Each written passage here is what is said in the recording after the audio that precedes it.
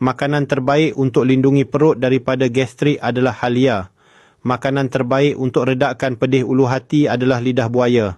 Makanan terbaik untuk cegah asid perut naik adalah susu badam. Makanan terbaik untuk pulihkan luka pada dinding perut adalah madu. Makanan terbaik untuk kurangkan kembung perut adalah jintan manis. Makanan terbaik untuk lancarkan sistem penghadaman adalah pisang. Makanan terbaik untuk kurangkan sakit gastrik adalah kunyit hidup. Makanan terbaik untuk cegah ulcer perut adalah yogurt probiotik. Makanan terbaik untuk kuatkan lapisan perut adalah chia seed. Makanan terbaik untuk tenangkan perut yang sensitif adalah keledek ungu. Makanan terbaik untuk elak angin dalam badan adalah halba.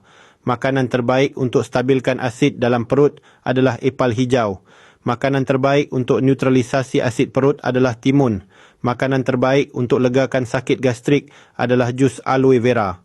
Makanan terbaik untuk sokong kesihatan perut adalah jus golich. Antara semua makanan ni, yang mana kau selalu makan? Cuba komen.